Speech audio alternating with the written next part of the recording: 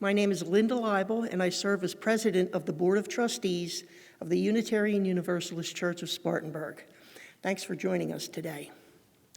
As the pandemic progresses, the UUCS board continues to carefully consider how to maintain our physical safety while also providing for the connections and emotional well-being of our congregation. We must keep one another safe, and we must cultivate our connections with one another. Please continue to practice basic public health protocols, wearing masks, social distancing, limiting group size, being outside whenever possible, and hand washing. Small groups such as covenant groups and committees are encouraged to gather in person outside at homes or on the church grounds, practicing all of our safety protocols. We'll also continue to plan one-off events utilizing careful planning and all of our safety measures. Allow me to share a few announcements from all that's happening in the life of our congregation. Today at 12:30, after the service, we will launch our annual Generosity of Giving campaign. We will have a virtual celebration of our congregation's unbelievable generosity in service and giving. Come to the celebration of unsung heroes and learn about our annual fund campaign this year. The live Zoom link is posted at uucs.org/stewardship. Adult enrichment. 2 new adult enrichment opportunities will begin in February, and now's the time to sign up. A Zoom video series on the history of our Unitarian Universalist movement, facilitated by UUCS member Jim Scanlon, it begins in February. Please see the happenings for more details. Our Whole Lives for parents of kindergarten through 6th graders. Our Whole Lives is the comprehensive lifespan human sexuality education program offered through the UUA. One 2-hour session will be offered with the aim of providing parents of children grades K through 6 the confidence needed to be the primary sexual educators of their children. We'll address questions such as, why talk about sexuality with children this young? And why educate children about sexuality in a religious community?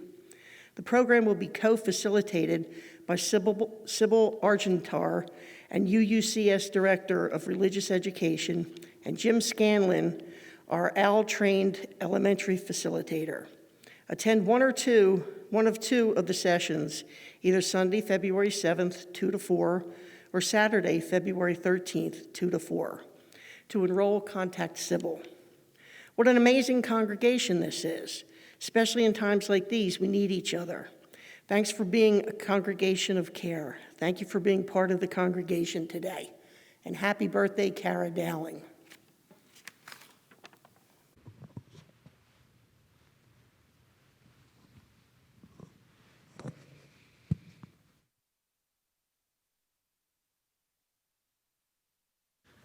Double masks.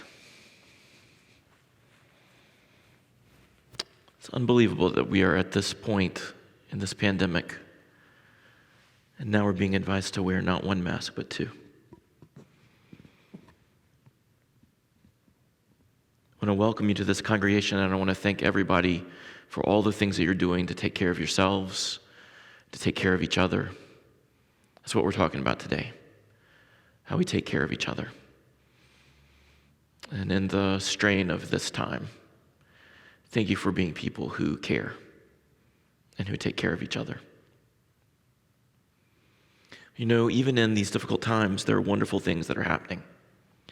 This past Monday night, a little group from this congregation gathered to talk about really difficult stuff in our culture, in our society, and in ourselves. They're doing the work of consciousness. They had all watched the movie 13th. If you haven't seen it, I urge you to watch it. It is a powerful and challenging and disturbing and emboldening film. They had all watched this film, already doing the work of just sitting down to watch it and absorbing what it has to say. And then they gathered for discussion, starting at 8:45 at night, going long past 10 o'clock, to talk about some of the most difficult aspects of our life together. Our deep history of racism, mass incarceration as a new iteration of the pattern of systemic racism that dates all the way back to enslavement 400 years ago. The system of cash bail bonds and how that continues to entrap people in a prison industrial complex. And what a small band of people like us, who most people don't even know exist, what could people like us do to care for our fellow human beings? It was difficult and powerful. The questions were all unresolved, but in that lack of resolve, that being churned up thinking together, you could feel us binding together and wrestling for a way forward. And the very fact that we didn't have answers, a path was opening in front of us. And there were moments, I tell you this sincerely, of prophetic insight when members of this congregation said things and named things that members of our social justice team and our consciousness team have already planned but haven't announced yet.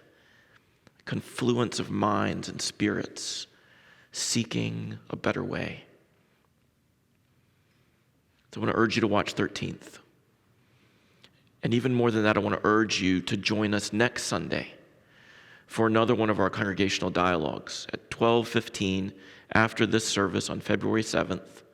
For an hour and a half, we'll gather again to talk about who we are and what our society is, and to disagree with each other, not to be in agreement and not to conform to some one person's idea or philosophy or agenda, but to think together, to try to build a life for ourselves and for our community, a life that is more livable for us all.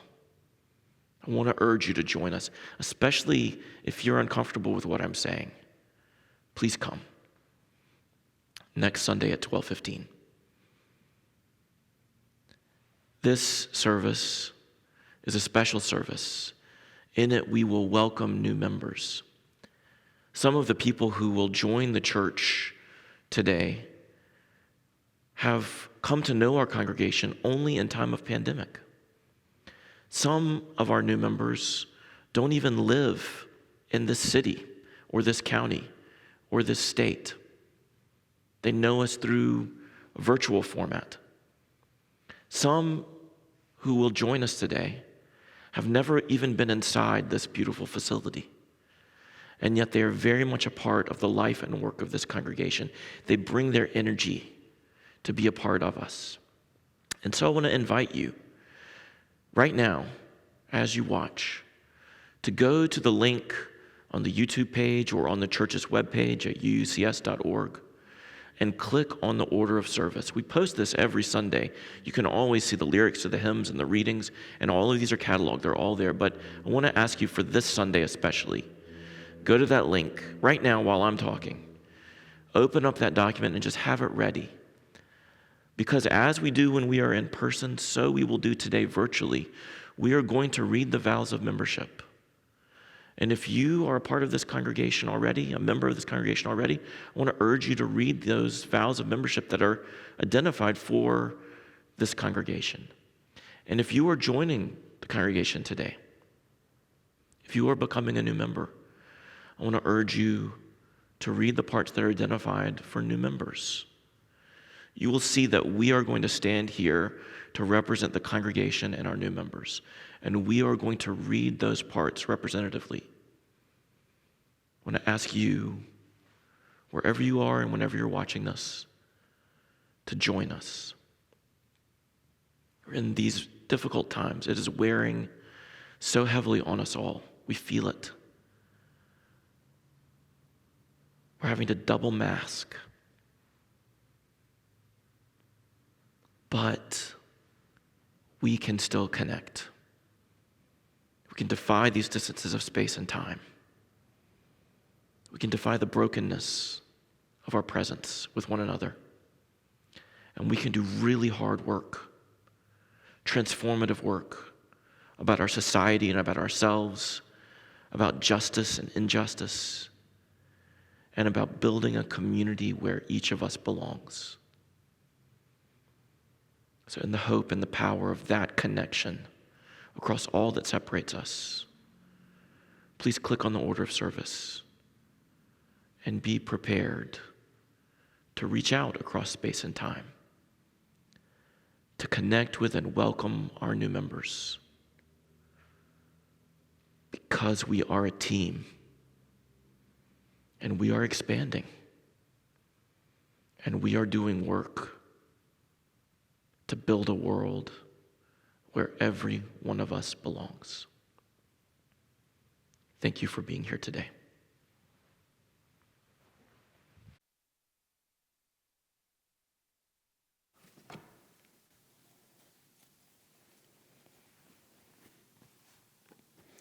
Hear these words for the lighting of the chalice.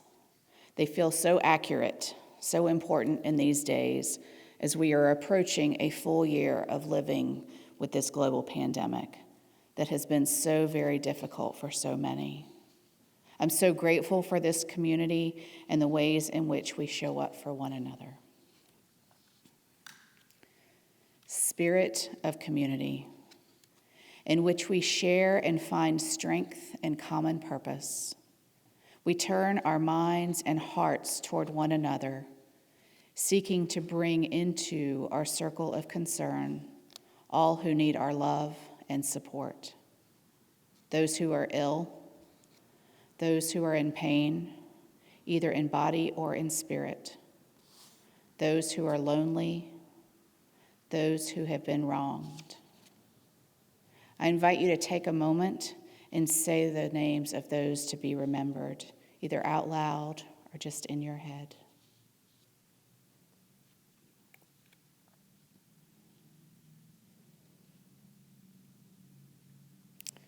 We are a part of a web of life that makes us one with all humanity, one with all the universe. We are grateful for the miracle of consciousness that we share, the consciousness that gives us the power to remember, to love, to care.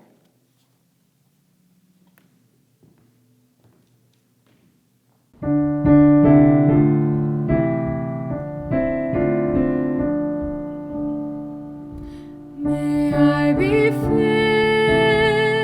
with loving kindness. May I be well.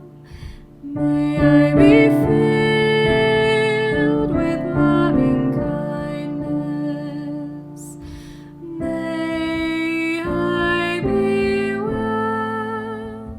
May I be peaceful and at ease. May I be whole. May you be filled with loving kindness. May you be well.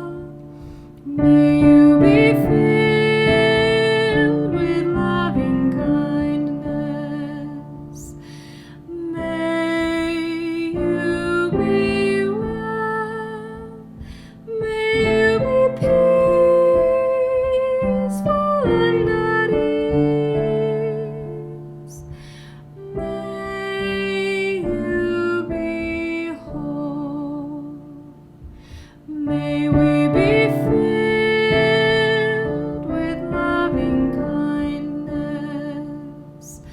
May we be well. May we be filled with loving kindness. May we be well. May we be peaceful and at ease. May we be whole.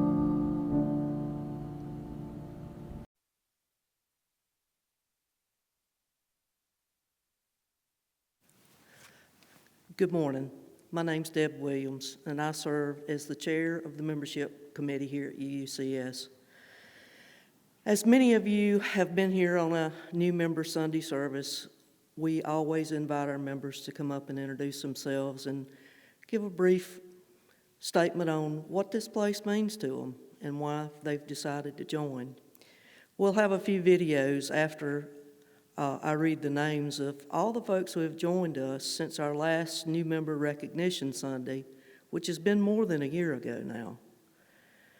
Those people that have joined us are Libby Husky, Robert Fontaine, Jim Scanlon, Ash McNamara, David Herrick, Susan Tarragano, Clemson Tarragano, George Squires, Lacey Lipe, Barbara Dorsey, Bates McKinney, and Courtney Johnson.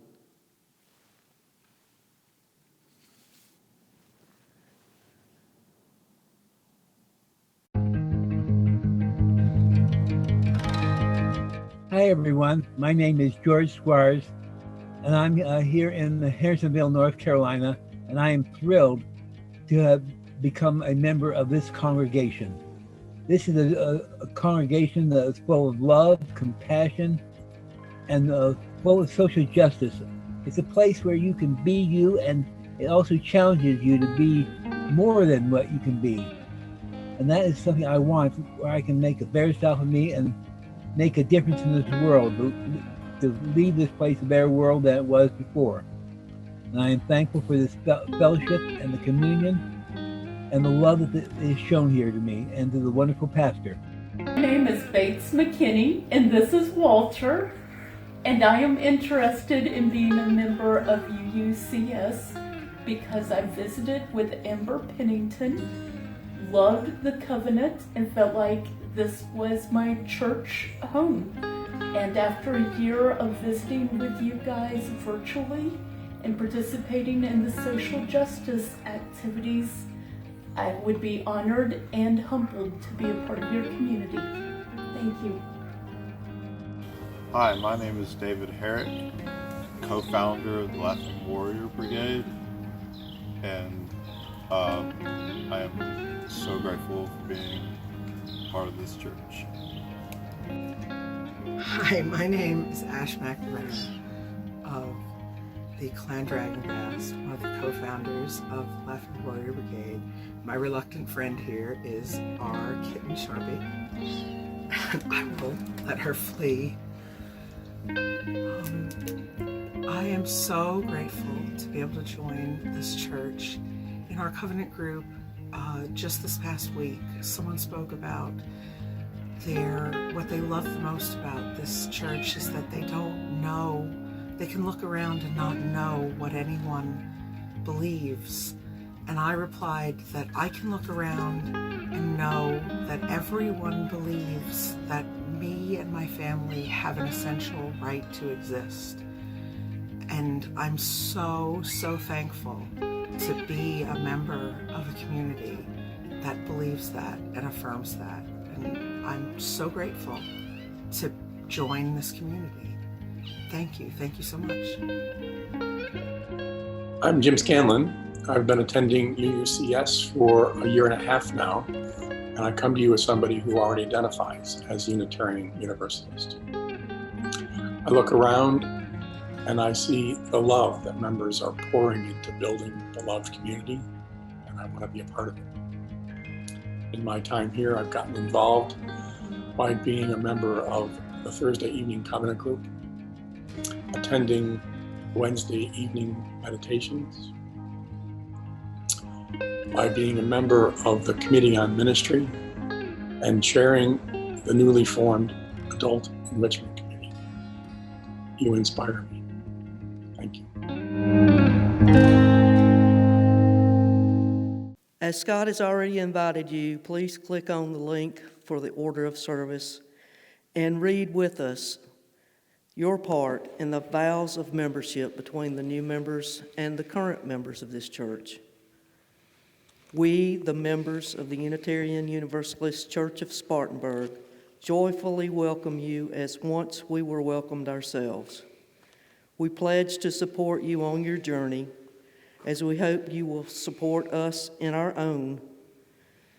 We welcome you as an equal member of this church and of this Unitarian Universalist tradition. And I want to invite our new members to read with me. We thank you, and one day we will welcome others too. We offer you the warmth and comfort of this church community. We are grateful for your strengths and talents. We will strive to practice and demonstrate the oneness of humanity by sharing our joys and our sorrows. Ever seeking to grow in kindness and compassion, we will walk together. And again, I invite the new members to join me. We thank you. We will walk together. Now, this is the part where I usually say we'll read our covenant together, and I hope you all will join me in reading our covenant. We are people of faith and hope. Together we covenant to strive to become our better selves, to honor both the critical mind and the generous heart, to prove that diversity need not mean divisiveness, and to respond to systems of violence and oppression with the power of a love beyond belief. Let's all in our homes welcome our new members.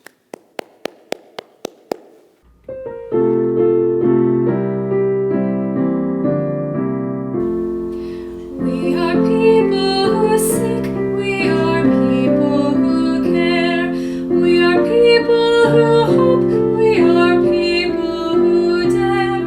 We are singers and dancers, we laugh and we cry. We are dreamers and doers and people who try. We are people of faith, we are people who doubt, and we wonder together what life's all about.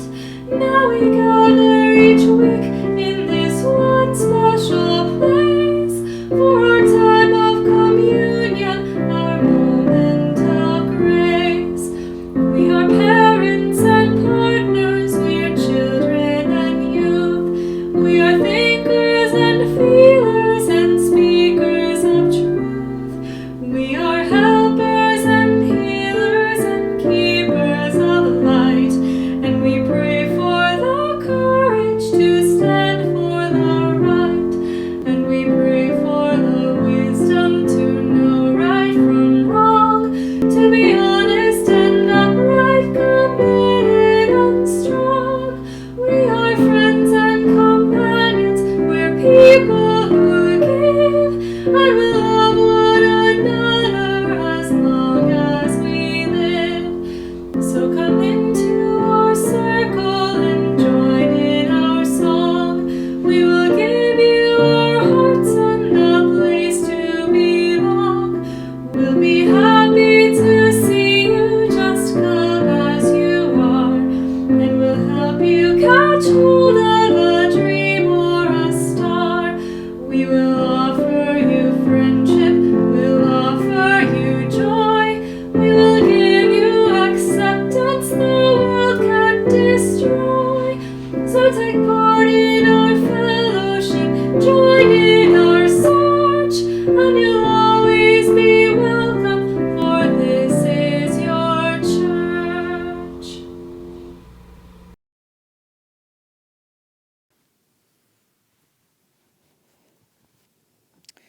When we are all together in this beautiful space, we would now gather around the rippling bowl to place a stone or a shell in the water as a way to share our joys and concerns. We know that joys shared are multiplied and concerns shared are lessened. Although we are not physically together in this place, we are together as a community. I'd like to invite you to share the joys and concerns that you are holding on to. Please take a moment to share a greeting with one another by text, by email, or just by holding one another in your thoughts. You can share your joys and concerns. Even though we cannot physically gather together in this space right now, remember that we are most definitely connected. This congregation is so very generous in all kinds of ways. It is central to who you are, and it is amazing. You give so much of yourselves to this incredible place and to the greater community. You far outdo what many would think is possible of this size church. To think about the things that have been done through this congregation over the past year during the pandemic is mind-boggling in the very best of ways. You have given so much. Thank you. I also know that you will want to continue to give, so I want to invite you to visit our website, www.uucs.org, and scroll to just below this live stream link and click on the Help button.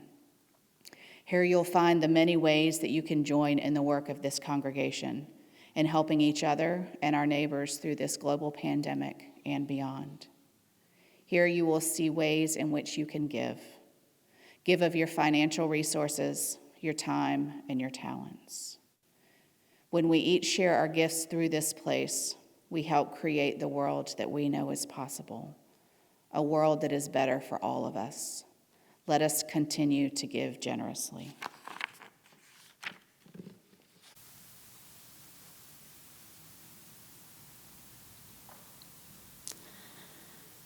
The Dalai Lama said two things.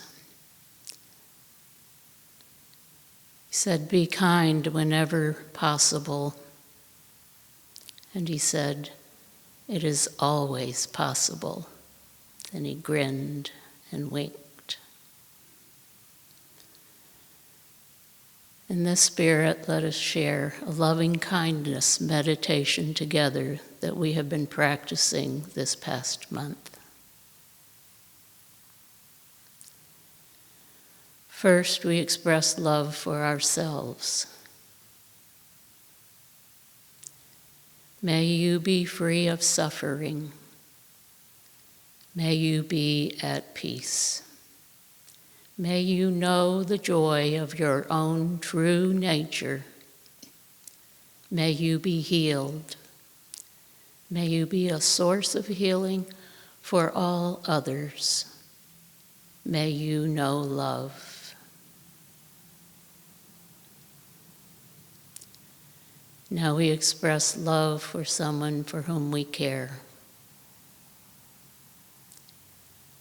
May you be free of suffering. May you be at peace. May you know the joy of your own true nature. May you be healed. May you be a source of healing for all others. May you know love. And now, for someone we may find difficult in small ways and in large. May you know the joy of your own true nature. May you be healed. May you be a source of healing for all others. May you know love. And finally, for all living beings, may you be free of suffering. May you be at peace. May you know the joy of your own true nature. May you be healed. May you be a source of healing for all others. And may you know love. May it be so.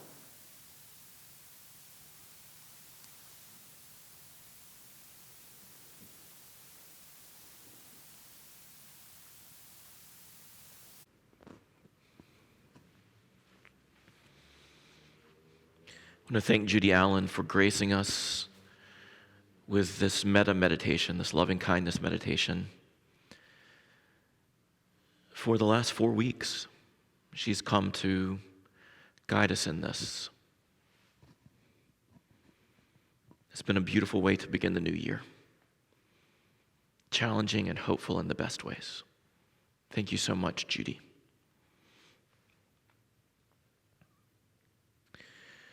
These are heavy times. I feel them very much, as I'm sure you do too. And the weight of these times across the distances that divide us. Join me in silence. Let us share silence together.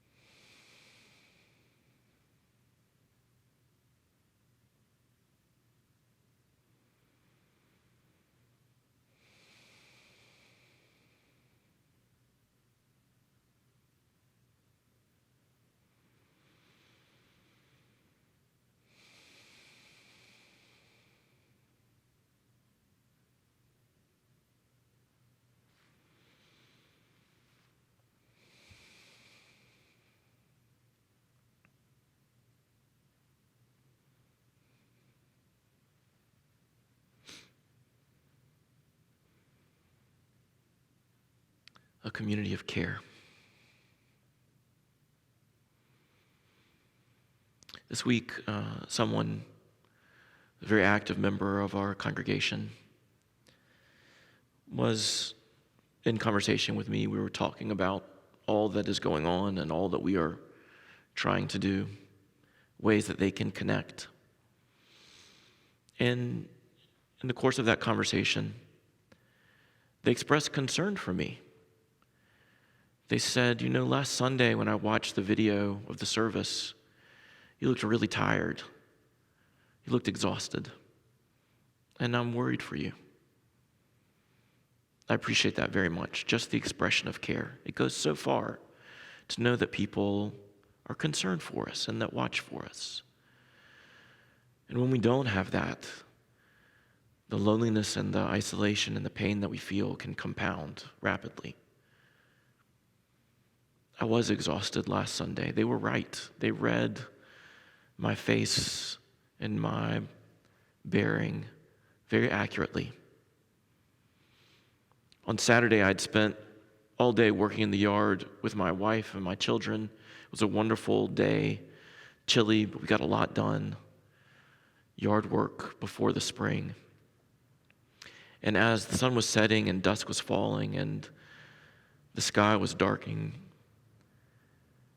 I checked my phone. I hadn't had it on me so that I could just focus on my family and on our time together. And I checked my phone at that late hour, and there were a number of messages, folks that had tried to reach me. Concern had arisen around a member of this congregation, a person beloved by many of us, longtime part of this community, who we were having trouble reaching. And when we did reach them, there was reason for concern. Were they okay? They were not. And how serious might be what they were dealing with. Serious. We texted, we called, we talked. We developed a rough outline of a plan. And then we went into the night. And Saturday nights are long nights for me anyway, because we're preparing for Sunday. But that Saturday night was long. that person was in my mind and in my heart, heavy in my mind and in my heart. And I watched the night pass, holding this person, concerned to reach them, concerned to find what we could do to be of support to them. And so that was visible in me last Sunday. That was real. After the service, I went to check to see how this person was faring. During the service itself, my phone blew up with text messages from 2 other members who were busy trying to arrange resources and connect with this person. A lot of activity already happening. And after the service was over, I followed suit and went to see what more was going on. Drove to the home of this person and was met there by a member of this congregation who I had never met before. A person who is part of the life of this congregation, but who I've never been with on a Sunday morning in the almost 4 years that I've been here now. Which is perfectly fine. I can tell you all that I would far rather meet you in a time of urgency to help someone than in this sanctuary on a routine Sunday. If it has to be a choice, don't let it be a choice. But if it has to be a choice, let us meet in the field of care rather than at a Sunday service. And so began a week of communication and visiting, of texting and calling, and of multiple members of this congregation connecting and talking and meeting with behavioral health specialists and medical professionals, helping with vehicles and with food and with groceries and with eyeglasses, all kinds of things to surround this one member of our congregation with a depth of care, trying to help them, support them, to figure out what was going on and what would sustain them, to get them to a good, livable place. Such an array of effort and connection and networking and resources and support that the primary care physician and the behavioral health specialist that support this person stepped back and said, "Who are you people? What is this church that you all do this?" And my simple answer to them was just, this is who we are. This is who this congregation is. We care for each other, and we want one another to be okay. So help us know what to do. All week long, so many people in this congregation, in formal and informal ways, people who many of us would recognize, and some who many of us would not even know, but all a part of this community of faith and hope, connecting and supporting one person to try to see them to a better place. A long week and hard, lots of ups and downs. And we are far from finished, far from it. But as I stand here a week later, we are in a little better place. And we are definitely connected. We are definitely a community of care. And this is the remarkable thing to me. I've just told you one story from this week, a story of all of these people in this congregation, known to each other and unknown to each other, who've done so much in support of a single person out of genuine loving kindness, a real desire for that person to be okay. Even when there's difficulty and disagreement, even when communication goes awry, even when efforts fail, as they do, they fail. And we pick back up and reassess and try again. And all of that for one person. And many of you know, and I know, that is only one story from this week. One version of a story that I could tell you about multiple people in this congregation and in the wider community, that this community of faith and hope, this community of care, has shown up for with that same level of intensity this week. Other people in this congregation with medical situations, other people in this congregation with behavioral health situations, other people in this congregation just seeking emotional support or spiritual support or friendship or connection, and showing up again and again for one another, finding in some cases that we lost connection and we need to reconnect, and hustling to do that, finding in other cases that we have sustained each other and more sustenance is needed, and arraying those resources from God knows where to care for each other. It is unbelievable, and it doesn't stop there. It doesn't stop there. Ways in which we've shown up for members of this community, grappling with very difficult issues, very difficult life circumstances. This week, deportation, showing up for people.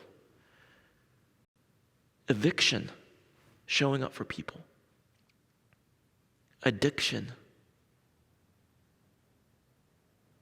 And even mortality. And experiencing what feels like failure, but showing up anyway. Again and again and again, just this week, just since I stood before you last Sunday, exhausted and raring to go, just in 1 week's time, I lose count of the number of people this congregation has shown up for again and again and again, in ways specific to the person, specific to the circumstance. It is unbelievable. It is unbelievable. And it makes me so proud. It makes me laugh in the exhaustion to hear doctors and therapists and other folks that we work with step back and say, "Who are you people? How are you doing this?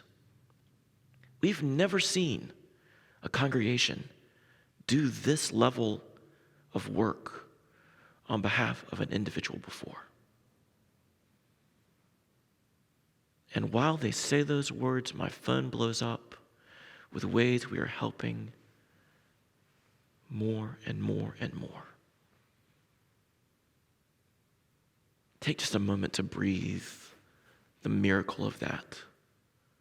The miracle of our humanity connecting with the humanity of others. Our vulnerability and incompleteness connecting with the vulnerability and incompleteness of others. Just breathe the power and the beauty of that in the strain and weariness and pain of all that we are living. It is a gift we give each other, and it is worth stopping to feel.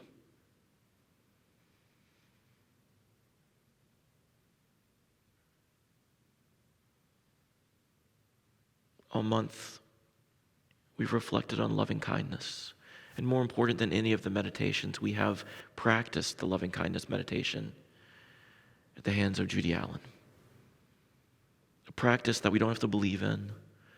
A practice that we do even when we don't feel it, maybe especially when we don't feel it. A practice that has made some of you frustrated with me. Why should I express kindness for people who are difficult? Why should I seek loving kindness for people who are actively trying to disrupt our democracy? Wrestling with these difficult challenges of being people of justice and boundaries and accountability, of the rule of law, of democracy, and also along with that, not to the exclusion of that, but along with that, people of kindness who value the essential humanity of every person, even those who are most difficult for us. This is not sweetness. This is not sentimentality. This is difficult, multivalent work. And all month we have done it. Here in this service and for real on the ground, week in and week out.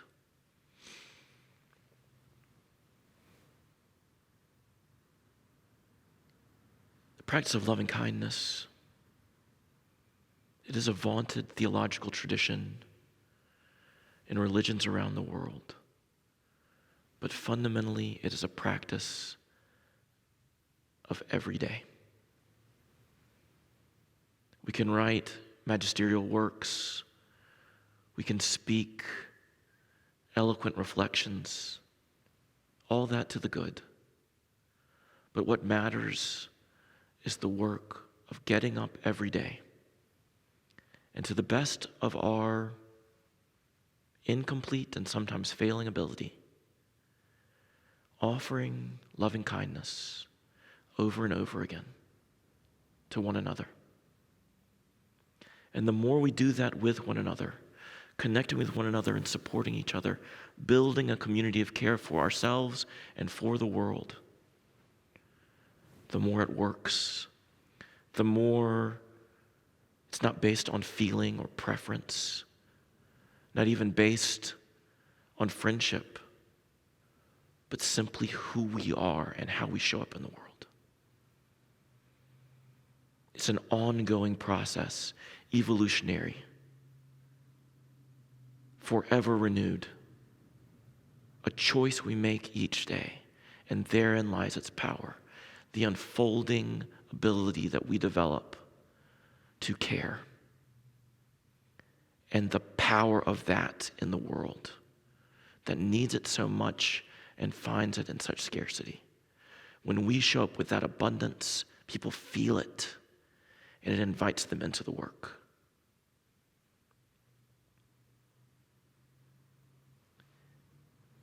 The concept of loving kindness is found in spiritual and religious traditions all around the world. Hesed in Hebrew, Ren, Confucianism, Ahimsa and Metta, in Hinduism and Jainism, in Buddhism, Maitri, Clemencia and Humanitas in Stoicism, Agape in Christianity, kindness in our everyday parlance. And each of these traditions, whether they're theistic or non-theistic, whether they believe in a God or not, however they conceive of the cosmos, what they insist on is that human beings enter into this practice. And the key that they offer us, the hope that they offer us, is that somehow when we enter into this practice, we are expressive of the deepest values of this universe, be it humanity or the entire universe, that somehow whatever divinity is, we embody that and bring it to life when this is our practice, loving kindness. And maybe that's what divinity is. Whatever divinity is, beyond anything that any of us will ever be able to know. Maybe divinity is not some static being or settled concept or first principle, but an unfolding process of choice and possibility. Maybe divinity is not finished at all, but forever creative and expressed in us and in all beings.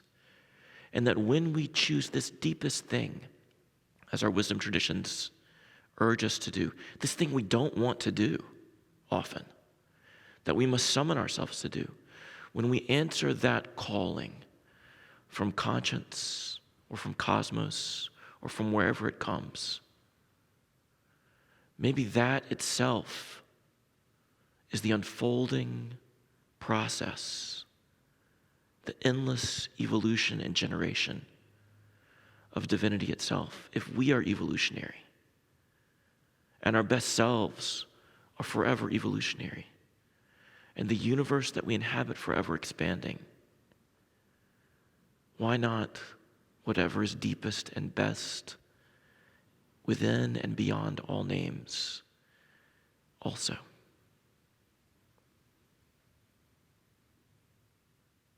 But whatever you think of that, and it's fine to just dismiss everything I said. Hear what each of these traditions urges. that in the practice of loving kindness every day, a power and abundance awakens in service to all beings, and it works. Today we launch our annual campaign, our Generosity of Giving campaign to support this congregation. And you will hear me talk about the resources of this church, financial and non-financial, all the ways that we share our gifts in order to fuel our work forward. And as we launch this campaign today, and as you hear me and members of this congregation speak about it over the next several weeks, I urge you please to listen. Please listen, especially if you feel that you don't have a place in the resources of this congregation. If you feel somehow that the way we talk about this leaves you out, please hear me. Please hear me. In this moment, please hear me. The story I have just told is the story of stewardship. There are financial resources that this church has arrayed that were in play. My family is supported by my salary that is paid by members of this congregation. Ann Garner is supported by her much smaller and much more meager salary that is provided by the members of this congregation. Ways in which we show up to help people include financial resources through our minister's discretionary fund and the unbelievable generosity of this congregation. Have no doubt that when you contribute a penny, even a penny, to this congregation, it expands. A single penny expands to touch all of those things and to be activated to support the work of this church. It matters. And it is the smaller part of all that we give. I am one person, and Ann is one person, and we are a great team. We are. And I'm so grateful that you have seen fit to sustain this team. Ann and me and Sybil and Pat and Ron and all of us who work together. I'm so glad that you see fit to sustain us. But we are symbolic of the much bigger team that is far more active than we can ever be. We can't do it all. And this week, in the case of one person, and then multiple people, and then people that you and I will never know across the state and beyond, the ways that we've shown up come not only from the financial gifts that we give, but from the energetic gifts that we give. The time and focus, the meditation, the concern, the loving kindness that we pour out, it moves. And it takes those small gifts like finances and activates them and expands them so that they do even more work than they might do otherwise. It doesn't matter who you are, how big or small any pledge or gift may be. The power of your presence, just that you're listening now, it creates this community of care that is doing unbelievable work in this world.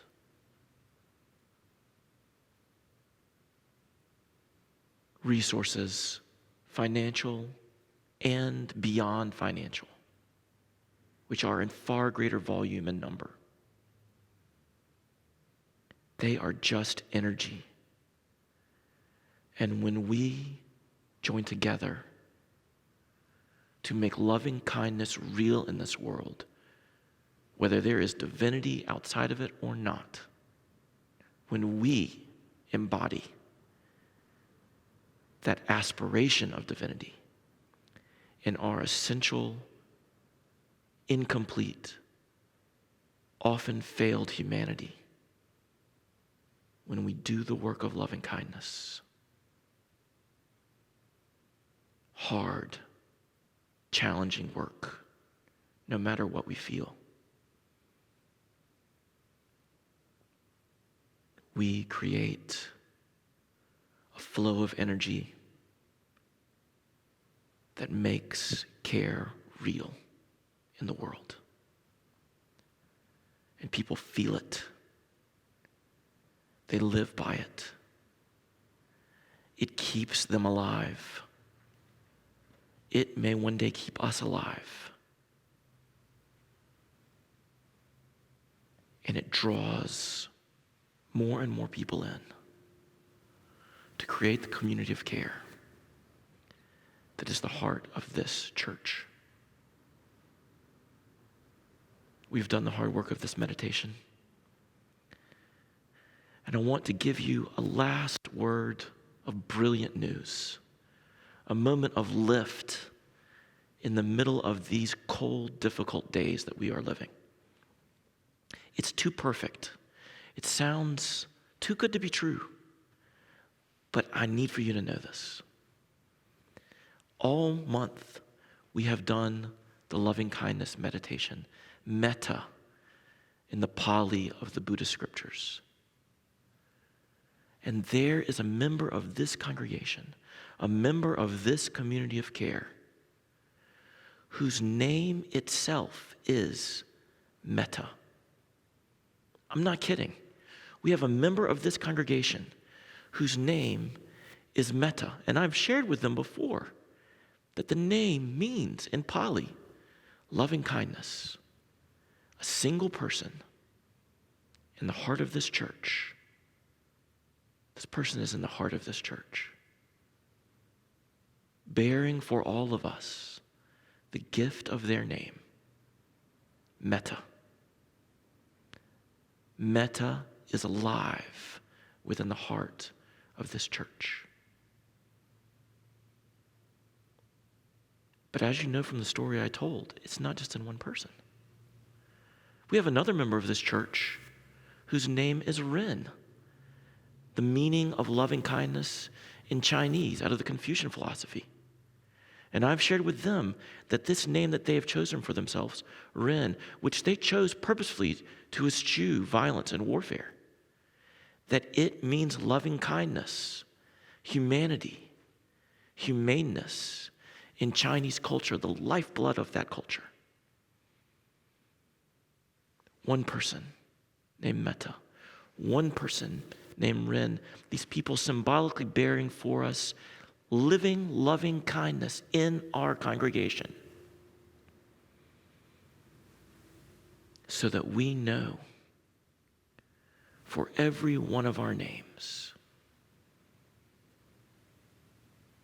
Metta, Ren, Faith, Hope, Anne, Scott, Andrew, Ed, Linda, Judy, Deb, on and on and on.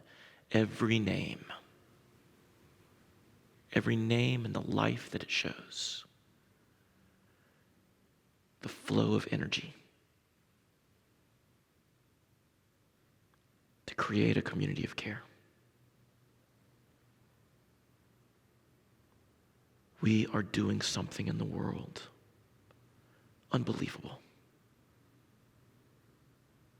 A choice we make every day to sustain one another, to make this community of care a source of energy, that we may live in a world of care for every person, every one of us, every name.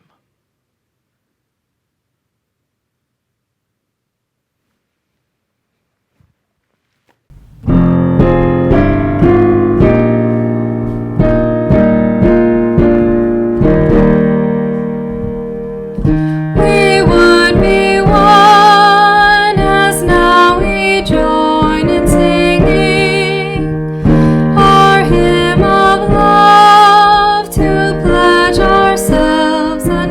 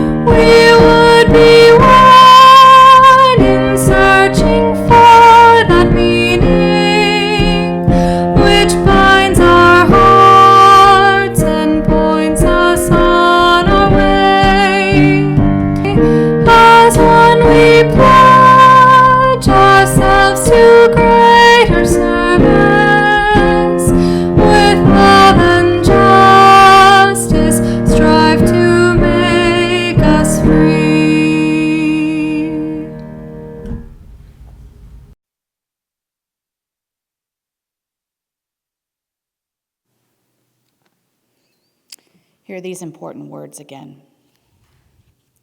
Spirit of community, in which we share and find strength and common purpose. We turn our minds and hearts toward one another, seeking to bring into our circle of concern all who need our love and support. Those who are ill, those who are in pain, either in body or in spirit. Those who are lonely, those who have been wronged. We are a part of a web of life that makes us one with all humanity, one with all the universe. We are grateful for the miracle of consciousness that we share, the consciousness that gives us the power to remember, to love, to care.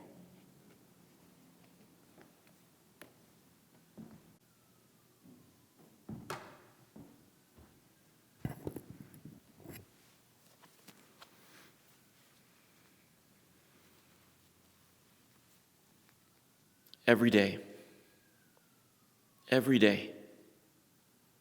no matter how tired we are, no matter the distance,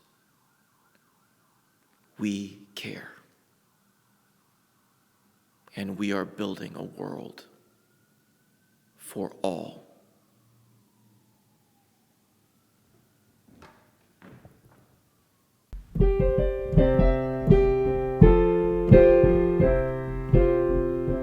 We have spent time together, and these holy moments give us strength